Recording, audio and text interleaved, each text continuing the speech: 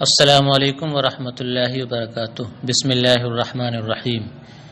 کتاب ملا حسن کا صفحہ نمبر 58 اور 59 ہے، مجلس برکات کا نسخہ ہے اور متن کی عبارت ہے وَلَيْسَ كُلُّ ترتیب مفیدا ولا تبعیہ۔ آج کے سبق میں مصنف علیہ الرحمہ نے یہ بتایا ہے کہ فکری غلطیوں سے بچنے کے سلسلے میں منطق کی حاجت و ضرورت پیش آتی ہے، اور منطق کی حاجت و ضرورت پر ایک اعتراض وارد ہوتا ہے، تو مصنف علیہ الرحمہ نے اپنی عبارت کے ذریعہ اس اعتراض اور شبہے کا جواب بھی دیا ہے۔ معترض اعتراض کرتے ہوئے کہتا ہے کہ آپ نے یہ بیان کیا کہ کسی مجہول نظری کے حصول و اکتساب کے لیے امور معلومہ بدیہیہ میں ترتیب قائم کرنے کی ضرورت پیش آتی ہے، یعنی جب امور معلومہ بدیہیہ میں ترتیب قائم کر دیں گے تو مجہول نظری حاصل ہو جائے گا، مکتسب ہو جائے گا۔ تو ایسا ممکن ہے کہ امور معلومہ کے درمیان جو ترتیب قائم کی گئی ہے وہ نفس ترتیب ہی اس مجہول نظری کے حصول و اکتساب کے لیے مفید ہو۔ ایسا ممکن ہے کہ امور معلومہ بدیہیہ کے درمیان جو ترتیب قائم کی گئی ہے وہ نفس ترتیب ہی اس مجہول نظری کے حصول و اکتساب کے لیے مفید ہو، اور یہ بھی ممکن ہے کہ امور معلومہ کے درمیان قائم کی جانے والی وہ ترتیب نظم طبعی پر واقع ہو، نظم طبعی پر اس طرح واقع ہو کہ منطق کی طرف احتیاج کے بغیر ہی انسان کی طبیعت و فطرت خود بخود اس ترتیب سے مطلوب کی طرف منتقل ہو جائے۔ پہلی صورت تو یہ ہے کہ نفس ترتیب مجہول نظری کا افادہ کرے، اور دوسری صورت یہ ہے کہ نفس ترتیب تو مجہول نظری کا افادہ نہ کرے، لیکن وہ ترتیب ایسے نظم طبعی پر ہو کہ انسان کی طبیعت و فطرت خود بخود اس ترتیب سے مجہول نظری کی طرف منتقل ہو جائے۔ لہٰذا ان دونوں صورتوں میں منطق کی کوئی ضرورت پیش نہیں آئے گی، لہٰذا احتیاج الی المنطق ثابت نہیں ہوگا۔ جبکہ آپ یہ کہتے ہیں کہ خطا فی الفکر سے بچنے کے لیے منطق کی حاجت و ضرورت پیش آتی ہے۔ تو مصنف علیہ الرحمہ نے اس شبہے کا جواب، اس اعتراض کا جواب اس طرح دیا کہ بعض ترتیب اگرچہ مجہول نظری کے حصول کے لیے مفید ہوتی ہے، اسی طرح بعض ترتیب کبھی نظم طبعی پر واقع ہوتی ہے کہ جب وہ ترتیب جو نظم طبعی پر واقع ہے جب وہ ذہن میں حاصل ہوتی ہے تو انسان کی طبیعت و فطرت خود بخود مجہول نظری تک پہنچ جاتی ہے، لیکن ہر ترتیب ایسی نہیں ہوتی کہ وہ مطلوب کا افادہ کر دے، مجہول نظری کا افادہ کر دے۔ ہر ترتیب ایسی نہیں ہوتی ہے کہ وہ مجہول نظری کا افادہ کر دے اور اس میں کسی طرح کا کوئی فساد نہ ہو، کوئی خرابی نہ ہو، کوئی غلطی نہ ہو، اور نہ ہی ہر ترتیب نظم طبعی پر واقع ہوتی ہے کہ جب بھی وہ ذہن میں حاصل ہو تو انسان کی طبیعت و فطرت مجہول نظری تک، صحیح مطلوب تک پہنچ جائے خود بخود۔ تو ہر ترتیب ایسی نہیں ہوتی ہے، اور ہر ترتیب سے مجہول نظری کا افادہ اس لیے نہیں ہوتا ہے کہ کبھی ترتیب میں کوئی غلطی ہو جاتی ہے، مثلا وہ غلطی شکل میں واقع ہوتی ہے کہ جو شکل قائم کی گئی ہے وہ شکل عقیم ہوتی ہے کبھی، یا کبھی ایسا ہوتا ہے کہ جنس کی جگہ غیر جنس کو رکھ دیا جاتا ہے، مقدمات یقینیہ کی جگہ مقدمات غیر یقینیہ کو رکھ دیا جاتا ہے۔ تو چونکہ ترتیب میں فساد واقع ہو جاتا ہے، اس لیے ہر ترتیب سے مطلوب کا افادہ نہیں ہوتا ہے، اور جب ہر ترتیب سے مطلوب کا افادہ نہیں ہوتا ہے تو صحیح ترتیب قائم کرنے کے لیے ایک ایسے قانون کی ضرورت پیش آتی ہے جو خطا فی الفکر سے بچا سکے، اور وہی قانون کیا ہے؟ منطق ہے، لہذا منطق کی حاجت و ضرورت ثابت ہو گئی۔ یاد رکھیں کہ علت تامہ اس علت کو کہتے ہیں جس سے خارج کسی دوسری چیز پر معلول کا وجود موقوف نہ ہو۔ علت تامہ اس علت کو کہتے ہیں جس سے الگ کسی اور چیز پر معلول کا وجود موقوف نہ ہو، جیسے صندوق کا وجود علل اربعہ کے علاوہ کسی اور چیز پر موقوف نہیں ہے۔ اور علت تامہ کے بعد علت ناقصہ بھی ایک علت ہے۔ علت ناقصہ کسے کہتے ہیں؟ تو علت ناقصہ علت تامہ کا وہ جز ہوتا ہے جو علت تامہ کو مکمل کرتا ہے، اسے تام کرتا ہے۔ علت تامہ کا متمم ہوتا ہے، اسے تمامیت تک پہنچاتا ہے۔ تو علت تامہ وہ علت ہے جس سے الگ کسی اور چیز پر معلول کا وجود موقوف نہ ہو، اور علت ناقصہ علت تامہ کا وہ جز ہے جو علت تامہ کا متمم ہو، اسے مکمل کرے، اسے تمامیت تک پہنچائے۔ مصنف علیہ الرحمہ نے اپنی عبارت ولیس کل ترتیب مفیدا ولا طبعیا میں دو باتیں کہی تھیں۔ ایک تو یہ کہ ہر ترتیب مفید نہیں ہوتی ہے، جس کا یہ مطلب تھا کہ نفس ترتیب ہی مطلوب کے حصول کے لیے مفید ہو، ایسا نہیں ہوتا، یعنی نفس ترتیب حصول مطلوب کے لیے مفید نہیں ہوتی ہے۔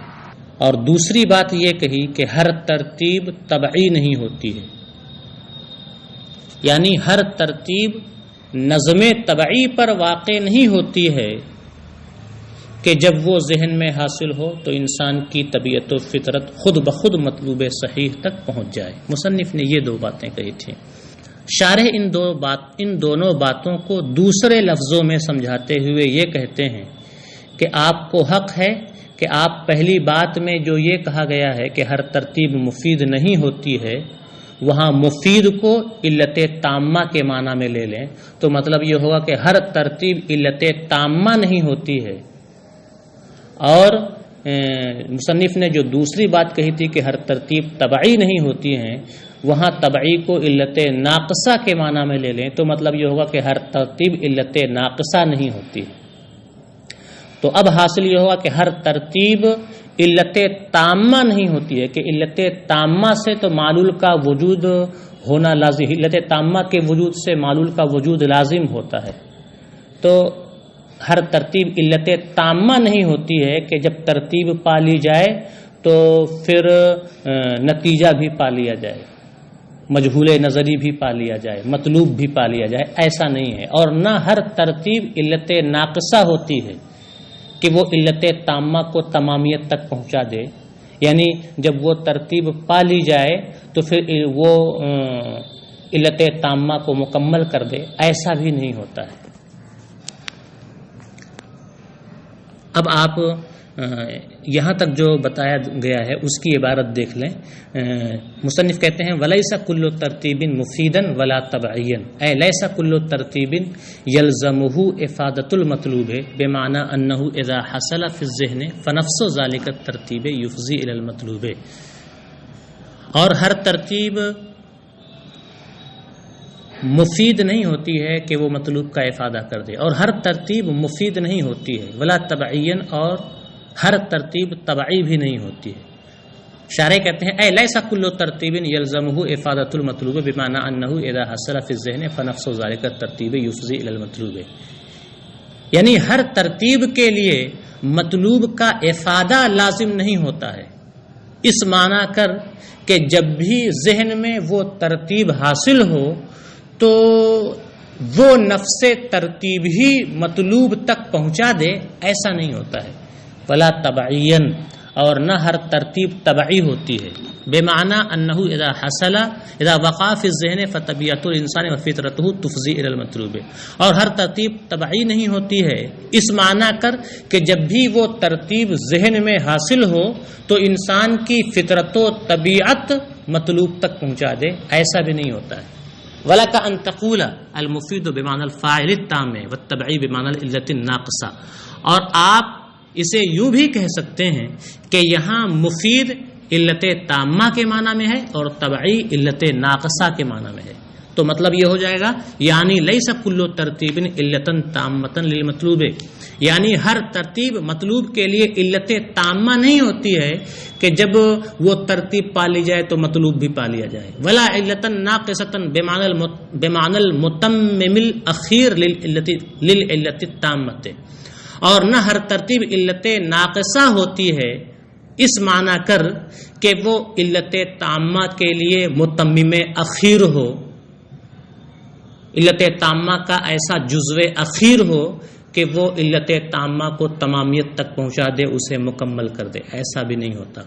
ومن ثم ترى الآراء متناقضة أي لأجل أن ليس كل ترتيب مستلزما للمطلوب بنفس ذاته ولا باعتبار مراعاة الطبيعة الإنسانية أي فطرتها ترى الآراء متناقضة، اسی وجہ سے تو آپ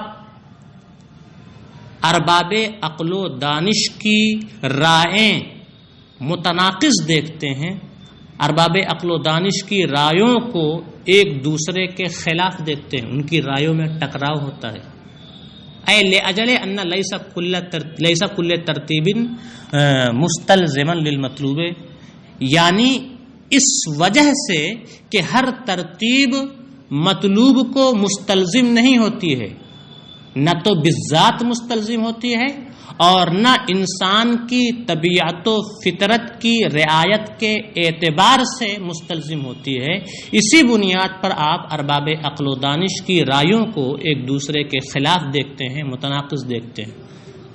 فلا بد من قانون عاصم عن الخطأ فیہ وهو المنطق، لہذا ایک ایسے قانون کی ضرورت پیش آئے گی جو خطا فی الفکر سے بچا سکے، وهو المنطق، اور وہی قانون کیا ہے؟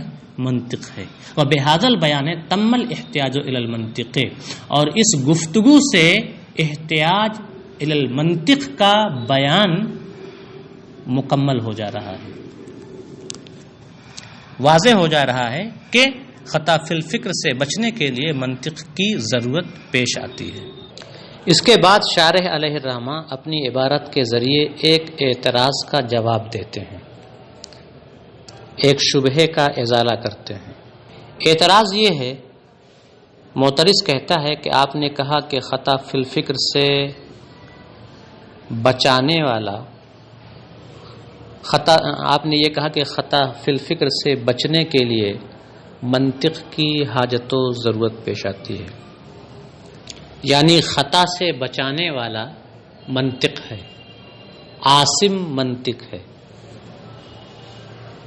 عاصم بے معنی بچانے والا، حفاظت کرنے والا، تو آپ نے یہ کہا کہ عاصم منطق ہے، تو آپ نے عصمت و حفاظت کو قانون منطق میں منحصر کر دیا۔ جب آپ نے یہ کہا کہ خطا فی الفکر سے بچانے والا، خطا فی الفکر سے عاصم جو ہے وہ ہے منطق، تو آپ نے عصمت و حفاظت کو قانون منطق میں منحصر کر دیا۔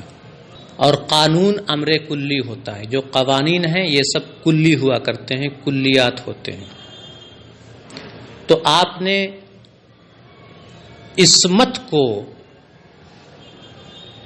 قوانین منطق میں منحصر کر دیا، عصمت کو امور کلیہ میں منحصر کر دیا، حالانکہ ممکن ہے کہ عاصم کلی اور جزئی سے عام ہو، ایسا ہو سکتا ہے کہ خطا فی الفکر سے بچانے والا جزئی ہو، کلی نہ ہو، قانون کے علاوہ کوئی اور چیز ہو،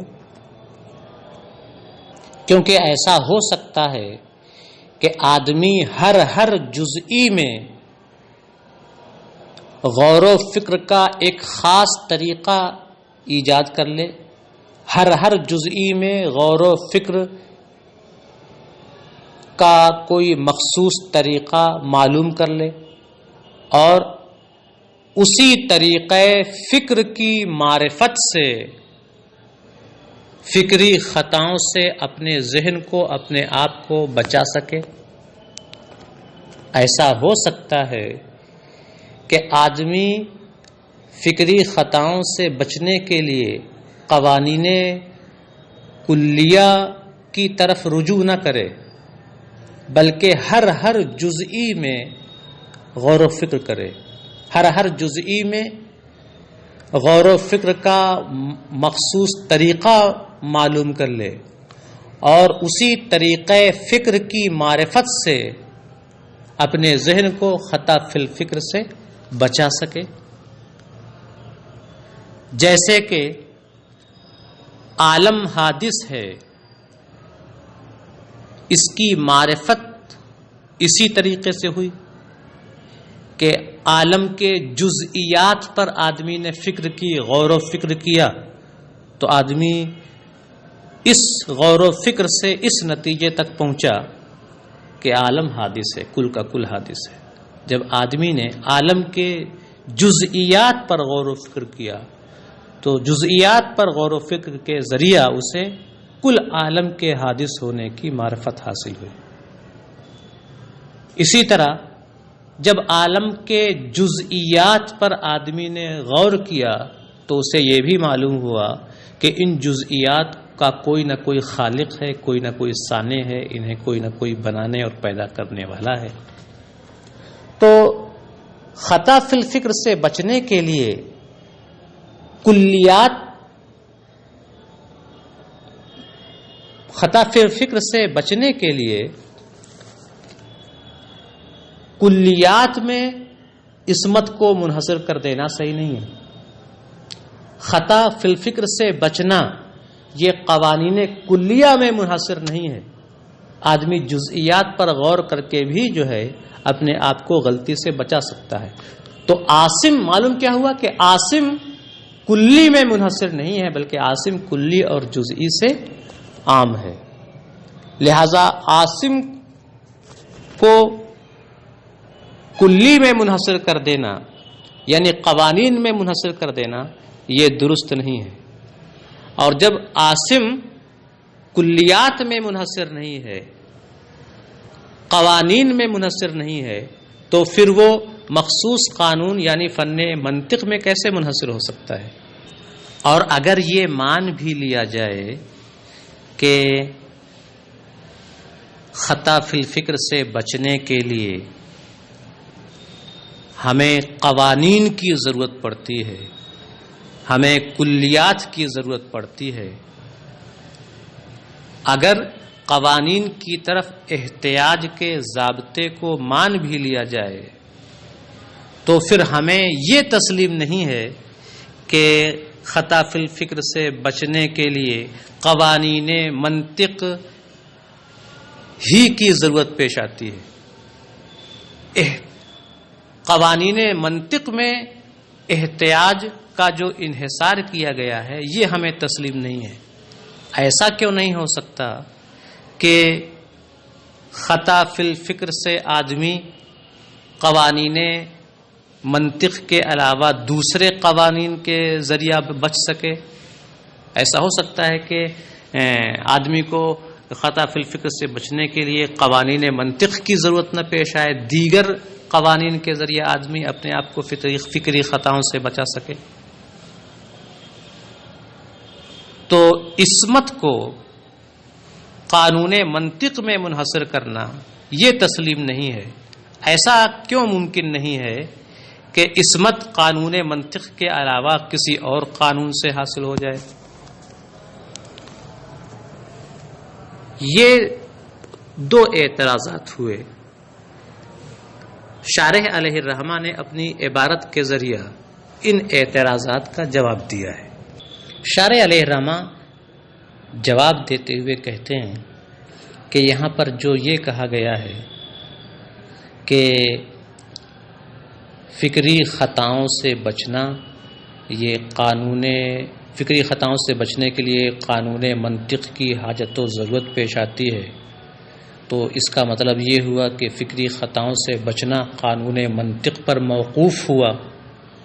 تو عصمت عن الخطا کا قانون منطق پر جو توقف ہے، یہ توقف مصحح لدخول الفا کے معنی میں ہے، نہ کہ لولاہ لم تنع کے معنی میں. یعنی قانون منطق کی رعایت پائی جائے گی تو عصمت حاصل ہو جائے گی، آدمی خطا فی الفکر سے بچ جائے گا. یہ مطلب ہرگز نہیں ہے کہ اگر قانون منطق کی رعایت نہ پائی جائے تو عصمت محال ہوگی، یعنی قانون منطق کی رعایت نہ پائی جائے تو آدمی خطا فی الفکر سے نہیں بچ سکے گا، یہ مطلب نہیں ہے. تو جب آدمی قانون منطق کی رعایت کر لے تو وہ فکری خطاؤں سے بچ جائے گا، اور اگر قانون منطق کی رعایت نہ کرے تب بھی ایسا ہو سکتا ہے کہ وہ فکری خطاؤں سے بچ جائے. مثلا اگر وہ ہر جزئی میں غور و فکر کا کوئی طریقہ معلوم کر لے تو طریقہ فکر کی معرفت سے بھی وہ خطا فی الفکر سے اپنے آپ کو بچا سکتا ہے. تو یہاں جو توقف ہے یہ توقف مصحح لدخول الفا کے معنی میں ہے، لولاہ لم تنع کے معنی میں نہیں ہے. تو ہم نے جو یہ کہا ہے کہ قانون منطق پر عصمت کا ترتب ہوتا ہے، قانون منطق یہ خطا فی الفکر سے عاصم ہوتا ہے، اور قانون منطق ایک امر کلی ہے. تو یہاں ہماری یہ مراد نہیں ہے کہ عصمت صرف اور صرف قوانین ہی ہوتے ہیں، صرف اور صرف امور کلیہ ہی ہوتے ہیں، عاصم امور کلیہ ہی میں منحصر ہے. ہمارا یہ مطلب ہرگز نہیں ہے. منطق کی جانب احتیاج کا مطلب یہ ہرگز نہیں ہے کہ منطق پر جو توقف ہے وہ لولاہ لم تنع کے معنی میں، بلکہ جو توقف ہے وہ مصحح لدخول الفا کے معنی میں ہے. تو ایسا ہو سکتا ہے کہ کبھی آدمی فکری خطا سے بچ سکے کسی ایسے طریقے کے ذریعہ جو کلی نہ ہو، جو قانون نہ ہو بلکہ جزئی ہو. مثلا ہر جزئی میں فکر اور فکر کا کوئی طریقہ آدمی ایجاد کر لے اور اس کے ذریعہ وہ خطا فی الفکر سے بچ سکے. اور ہماری یہ بھی مراد نہیں ہے کہ غیر منطق سے آدمی اپنے آپ کو فکری خطاؤں سے نہیں بچا سکتا ہے. ہمارا مقصود صرف یہ ہے کہ منطق خطا فی الفکر سے عاصم ہے، اگرچہ یہ بھی ممکن ہے کہ غیر منطق بھی خطا فی الفکر سے عاصم ہو. حاصل یہ ہے کہ یہاں توقف مصحح لدخول الفا کے معنی میں ہے، لولاہ لم تنع کے معنی میں نہیں ہے. اب آپ عبارت دیکھیں. مصنف کہتے ہیں فلا بد من قانون عاصم عن الخطأ فیہ وهو المنطق، لہذا خطا فی الفکر سے ایک ایسے قانون کی ضرورت پیش آئے گی جو خطا فی الفکر سے بچا سکے، اور وہ منطق ہے. وبہذا البیان تم الاحتیاج الی المنطق، اور اس گفتگو سے منطق کی طرف حاجت و ضرورت ثابت ہو جاتی ہے پورے طور سے. والاحتیاج ها هنا بمعنى المصحح لدخول الفاء لا بمعنى لولاہ لم تنع، اور احتیاج یہاں، توقف یہاں مصحح لدخول الفاء کے معنی میں ہے، نہ کہ لولاہ لم تنع کے معنی میں. فإن الأخير إنما يتحقق في الأمر الأعم الشامل للطريق الجزئي والكلي، کیونکہ معنی اخیر یعنی لولاہ لم تنع، کیونکہ معنی اخیر تو بس ایسے امر میں ہی پایا جا سکتا ہے کیونکہ معنی اخیر تو ایسے امر عام ہی میں پایا جا سکتا ہے جو کلیات اور جزئیات سب کو شامل ہو، جو طریقے جزئی اور طریقے کلی دونوں کو شامل ہو، کیونکہ عاصم جیسے کلیات ہوتے ہیں، قوانین کلیہ ہوتے ہیں، ایسے ہی عاصم کبھی جزئی بھی ہوتا ہے. تو معنی اخیر تو بس ایسے امر عام میں پایا جائے گا جو طریقے جزئی اور طریقے کلی سب کو شامل ہو.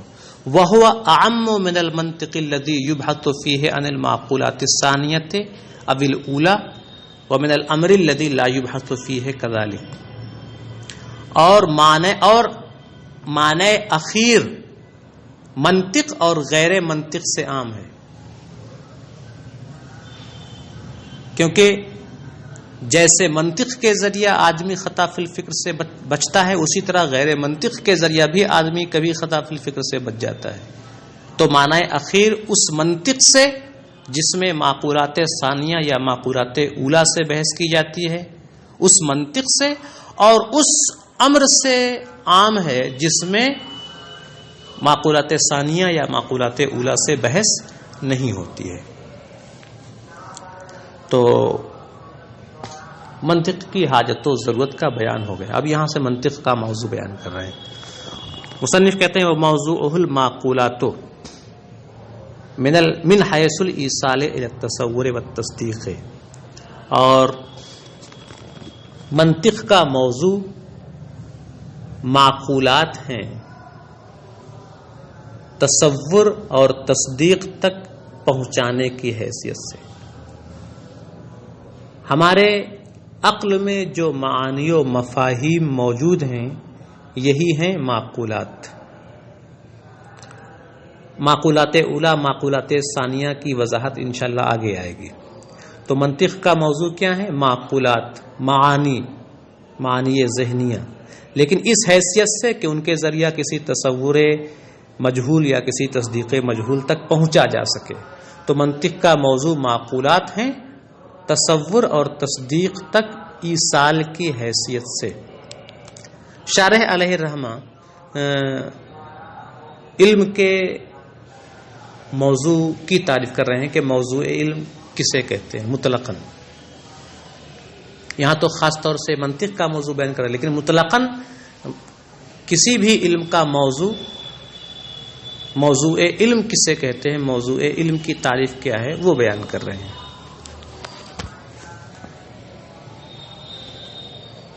تو شارح علیہ الرحمہ مطلق موضوع علم کی وضاحت کرتے ہوئے کہتے ہیں کہ علم میں جس کے عوارض ذاتیہ سے بحث کی جائے وہ علم کا موضوع ہوا کرتا ہے. کسی بھی علم میں جس چیز کے عوارض ذاتیہ سے بحث کی جائے وہی چیز علم کا موضوع ہوا کرتی ہے. اب عوارض ذاتیہ کسے کہتے ہیں؟ تو عوارض ذاتیہ کو سمجھنے سے پہلے آپ دو چیزیں اور سمجھ لیں، واسطہ فی العروض اور واسطہ فی الثبوت. تو یاد رکھیں کہ واسطہ فی العروض اس واسطہ کو کہتے ہیں جس میں وصف صرف واسطے کو عارض ہو،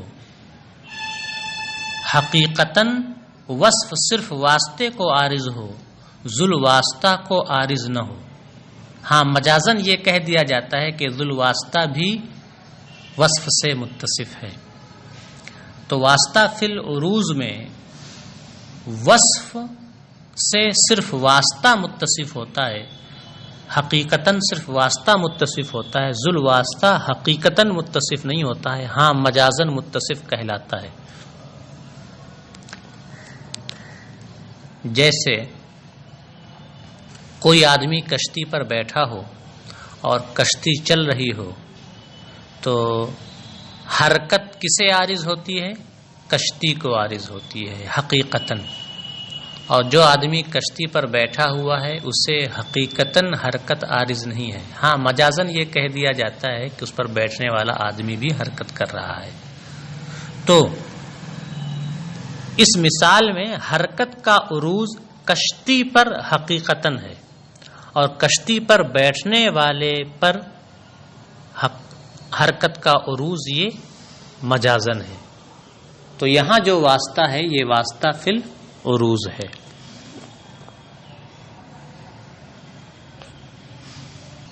واسطہ فی الثبوت میں ایسا نہیں ہوتا ہے. واسطہ فی العروج میں ذل واسطہ کیا ہوتا ہے؟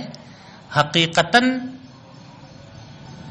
وصف سے متصف نہیں ہوتا ہے. واسطہ فی العروج میں ذل واسطہ حقیقتاً وصف سے متصف نہیں ہوتا ہے. لیکن واسطہ فی الثبوت میں ذل واسطہ وصف سے حقیقتاً متصف ہوتا ہے. رہ گیا واسطہ، تو واسطہ کبھی وصف سے واسطہ بھی متصف ہوتا ہے حقیقتاً، یعنی واسطہ اور ذل واسطہ دونوں وصف سے متصف ہوتے ہیں. جیسے ہاتھ میں آپ قلم لیں اور اپنے ہاتھ کو حرکت دیں تو قلم بھی حرکت کرے گا. تو یہاں دیکھیں حرکت سے ذل واسطہ یعنی قلم حقیقتاً متصف ہے، اور واسطہ یعنی ہاتھ یہ بھی کیا ہے؟ حرکت سے حقیقتاً متصف ہے. اور کبھی ایسا ہوتا ہے واسطہ فی الثبوت میں کہ صرف واسطہ وصف سے حقیقتاً، صرف ذل واسطہ نہیں. اور واسطہ فی الثبوت میں کبھی ایسا ہوتا ہے کہ صرف ذل واسطہ وصف سے حقیقتاً متصف ہوتا ہے، اور واسطہ یہ وصف سے متصف حقیقتاً نہیں ہوتا ہے. جیسے کپڑا رنگنے والا کپڑے کو رنگتا ہے، تو کپڑا رنگنے والا یہ واسطہ ہے، اور کپڑا کیا ہے؟ ذل واسطہ ہے. وصف کیا ہے؟ رنگ ہے. یہاں رنگ سے متصف کون ہوتا ہے؟ رنگ سے متصف ہوتا ہے کپڑا، ذل واسطہ. تو یہاں دیکھیں ذل واسطہ وصف سے حقیقتاً متصف ہے، لیکن جو واسطہ ہے کپڑا رنگنے والا وہ وصف سے بالکل متصف نہیں ہوتا ہے، وہ حقیقتاً متصف نہیں ہوتا، وہ اپنے آپ کو نہیں رنگتا ہے، وہ رنگ سے متصف نہیں ہوتا ہے. تو پھر سمجھ لیں واسطہ فی العروج میں ذل واسطہ وصف سے متصف نہیں ہوتا ہے، اور واسطہ فی الثبوت میں ذل واسطہ وصف سے متصف ہوتا ہے. ہاں اس کی دو قسمیں ہیں. ایک قسم وہ جس میں ذل واسطہ بھی متصف ہوتا ہے وصف سے اور واسطہ بھی متصف ہوتا ہے وصف سے، اور دوسری صورت وہ ہے جس میں صرف ذل واسطہ وصف سے متصف ہوتا ہے، واسطہ وصف سے متصف نہیں ہوتا ہے. واسطہ فی الثبوت اور واسطہ فی العروج کو آپ نے سمجھ لیا. شارح عوارض ذاتیہ کی وضاحت کرتے ہوئے کہتے ہیں کہ شے کے عوارض ذاتیہ وہ ہوتے ہیں جو شے کو یا تو بالذات عارض ہوتے ہیں، شے کو یا تو بالذات عارض ہوتے ہیں، یعنی وہاں کوئی واسطہ ہوتا ہی نہیں ہے. جیسے تعجب جو انسان کو بالذات عارض ہوتا ہے، کسی چیز کے واسطے سے عارض نہیں ہوتا ہے. یا عوارض ذاتیہ وہ ہوتے ہیں جو شے کو غیر شے کے واسطے سے عارض ہوتے ہیں، لیکن اس شرط کے ساتھ کہ واسطہ ذل واسطہ کے مساوی ہو اور صرف ذل واسطہ وصف سے متصف ہو. واسطہ وصف سے متصف نہ ہو. پھر سے سمجھ لیں عوارض ذاتیہ وہ ہیں، شے کے عوارض ذاتیہ وہ ہیں جو یا تو شے کو بالذات عارض ہوں، یعنی وہاں کوئی واسطہ ہی نہ ہو. جیسے تعجب جو انسان کو عارض ہوتا ہے بالذات، وہاں کوئی واسطہ نہیں ہوتا ہے. یا شے کے عوارض ذاتیہ وہ ہوتے ہیں جو شے کو غیر شے کے واسطے سے عارض ہوتے ہیں، لیکن اس شرط کے ساتھ کہ واسطہ ذو الواسطہ کے مساوی ہو اور صرف ذو الواسطہ وصف سے متصف ہو، واسطہ وصف سے متصف نہ ہو۔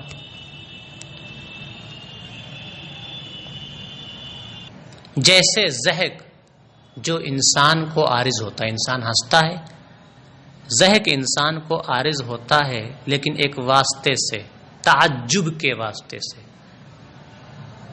ضحک انسان کو عارض ہوتا ہے تعجب کے واسطے سے، کہ جب آدمی ہنستا تبھی ہے جب وہ عجیب و غریب چیزوں کا ادراک کرتا ہے، جب اسے عجیب و غریب چیز کا علم ہوتا ہے تو وہ پہلے کیا ہوتا ہے؟ متعجب ہوتا ہے، حیران ہوتا ہے، پھر وہ کیا کرتا ہے؟ ہنستا ہے۔ تو انسان کو تعجب کے واسطے سے ضحک کا عروج ہوتا ہے، لیکن ہنسنے والا کون ہے؟